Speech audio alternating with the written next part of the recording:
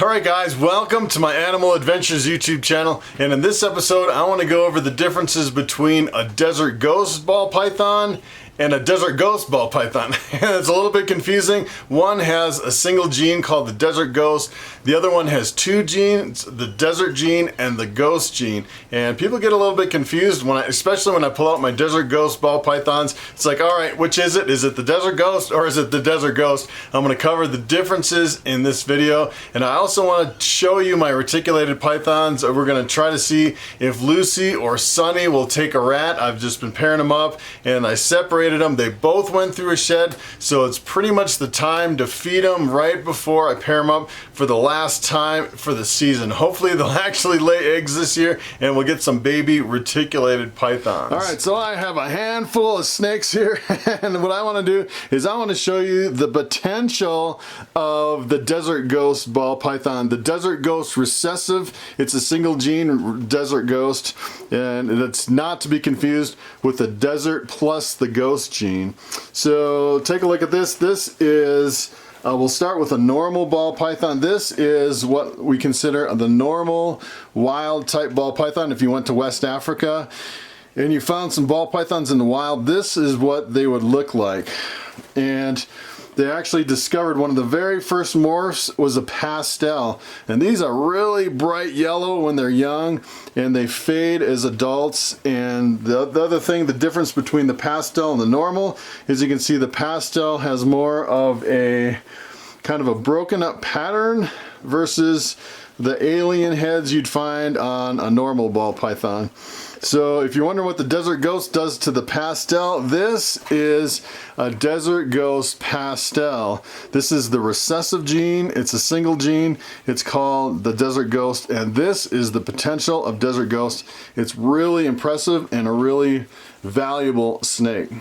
So here's another example of the desert ghost gene. This is the pastel desert ghost spider, and I pulled this out a few times and I kind of showed it to people and displayed it in some of my videos, and they're like, oh, that's the desert gene. We have to stay away from the desert gene. And let me explain the difference between the desert ghost and the desert. So I'd say probably back in 2008 they found a snake in the wild in West Africa. They brought it into the country, started breeding it, and sure enough 50% of the babies came out kind of looking like this. I would say is really impressive. It really makes the colors pop and it looks almost exactly like the desert ghost. The problem is it's called the desert, and the desert's codominant, meaning you can breed it to a normal. 50% of the babies will come out desert, versus this snake here is a desert ghost. It's recessive, so you actually have to breed it and you get the heterozygous or the hets. They breed the hets back together to actually get a visual desert ghost. So it's a little bit more difficult, I'd say, to breed this. It's similar like to the pieds or the clowns, or you know, some of the albinos, or the caramel albinos or ultramils. Those are all recessive, and you really have to spend a lot more time working more genes into the desert ghost. And the problem with the desert, not the desert ghost, the desert, you know, first, when the desert first came out, everyone was like, wow, this is the greatest thing ever. Look at what these snakes look like. I can breed it through my whole collection. And the problem is they had a problem with the females. The females, they found out later on after they bred, actually the very first snake was a male, and they bred it through everyone's collection, and it was just fantastic. They're getting all these amazing snakes, and it took a few years to actually get a female, to actually get a female up to size that had the desert gene in it. And once it got up to size, it laid all slugs, which were infertile eggs. And then they found out later that everyone with the desert gene had all their females lay slugs. And as a matter of fact, when a lot of these snakes would lay the eggs, some of them would actually die actually when they were laying the eggs, they would die. It was really traumatic. And what happened is it pretty much put a damper on the whole desert project, and now you really can't even find the desert ball pythons anymore. And there's very few out there. And someone actually commented under one of my videos and said, hey, I have this desert ball python, and someone gave me 2 of them for free, 2 females, pet quality only. And let me tell you, if you have the desert ball python, and especially if you have females, do not breed those snakes. Those are pet only. And the other thing is the desert ball python can actually lay eggs without a male. They call it parthenogenesis. So even if you don't have a male and you're not breeding it, you're still at a risk of that snake's at some point in its life actually laying eggs, and the eggs really come out as kind of clones, I would say, and they're all exact copies of the parent. And it's really traumatic, and it was really unfortunate that the desert kind of flopped like that. And now it seems like, you know, I'm starting to get heavier into the desert ghost ball python, which is completely different. It's completely safe. There's no problems at all. And the main problem now is the confusion between the desert ghost and the desert ball python. And I'm actually breeding this girl this year, and I was hoping she would lay some eggs, but I don't know if she's going to go or not. She actually just ate a rat just a little while ago, and usually if they're breeding, they're off of food, so I'm not sure that this girl will lay this year. So I'd have to say one of the major points of confusion between the desert ghost and the desert ball python is there's also a gene called ghost, which is another recessive gene. So you can actually have the problematic desert mixed with a recessive ghost gene, and together you would actually get a desert ghost ball python, which is completely different than the recessive desert ghost.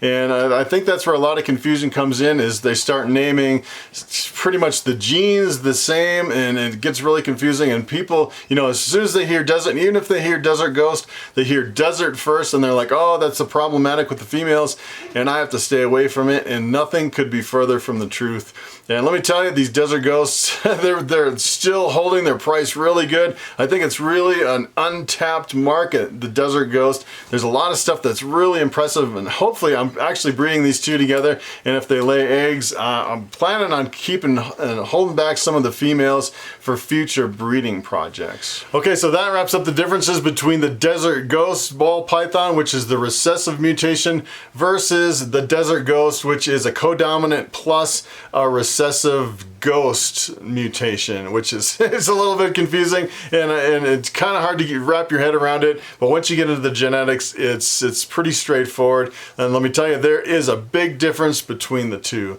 So right now what I'm going to do is I'm going to prepare a rat or 2, and I'm going to see if Sonny or Lucy will eat. I'm going to start with Sonny. He's been on a fast, I'd say, for about 6 months, and I'm hoping he'll take a rat. And if not, we'll give that same rat to Lucy. And Lucy, she can really pound the rats. Usually between the breeding cycles, I'd say once a month I pair them up, and then at the end of the month I go through and feed her really heavy, and typically she can pound like 10 rats at a time over the course of, I'd say, 2 or 3 days. And then once she's full of rats, then I'll pair them up, go through the whole breeding cycle again. So let's check her out. All right, so I have a freshly prepared rat. Yes, I breed my own rats, and I use CO2 to euthanize them. These are really old breeder rats. And the other thing is I wear some pretty thick gloves, especially feeding these big snakes. If I take a bite, I definitely want gloves on.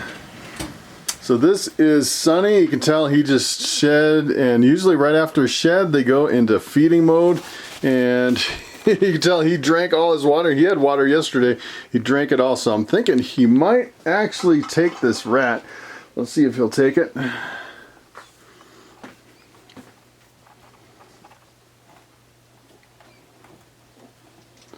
He hasn't eaten for a long time. He's thinking about it. No, he won't take it still.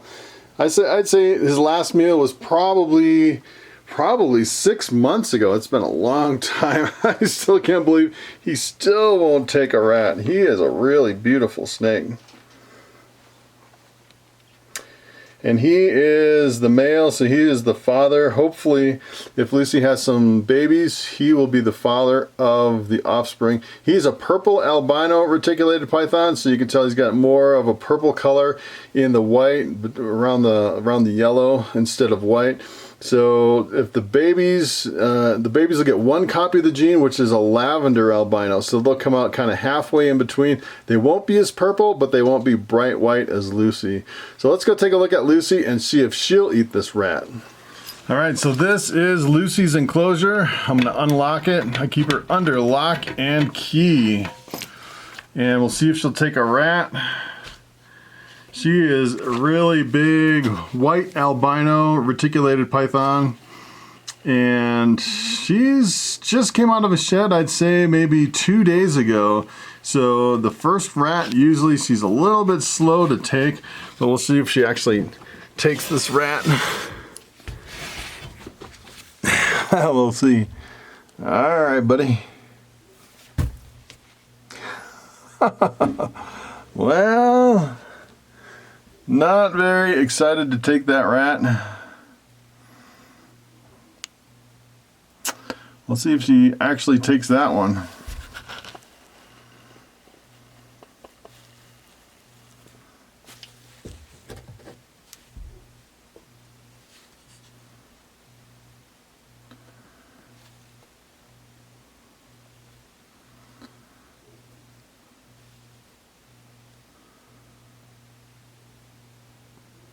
She's thinking about it. It's funny, the first rat of the month, she's really slow taking it, but she's kind of funny.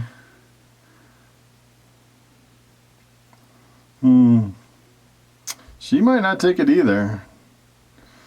So typically when you pair up snakes, they go into the breeding season, and into the breeding season, they tend not to eat for a long time, especially once they start developing eggs and they start filling up with eggs. They pretty much stop eating pretty much altogether.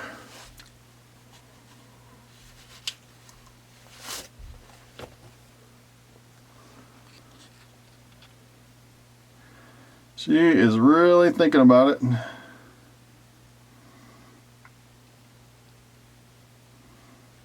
She is a really big snake. So what I'll probably do is I'll probably just leave that rat in there for a little bit and see if she takes it. Sometimes I have to leave it in there for like, I'd say 10 or 15 minutes.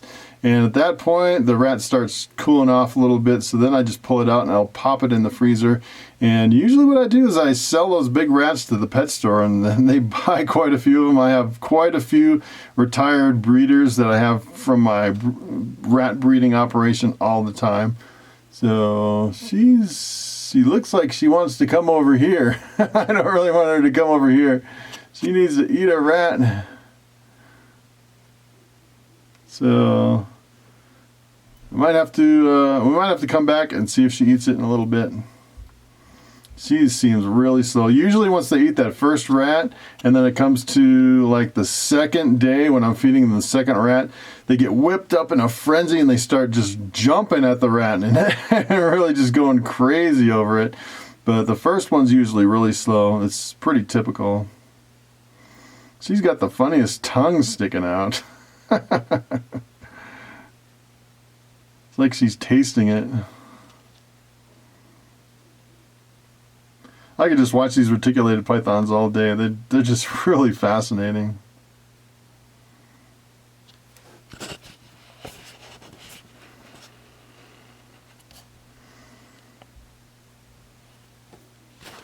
Okay, so there you have it. I just peeked in on Lucy. It looks like she might not take that rat. She's a little bit slow, which gives me some hope she might actually lay a clutch of eggs this year. So that pretty much wraps up the difference between the Desert Ghost and the Desert Ghost ball pythons. It's a little bit confusing. Hopefully this cleared things up, and I'm really looking forward to selling some Desert Ghost, especially some pastel Desert Ghost hatchlings at the upcoming shows. I'll only tell you, if you look at those snakes compared to all the other snakes, the intensity of the yellow, it just blows your mind how intense and how bright they are. So thanks for watching, and I will see you next time.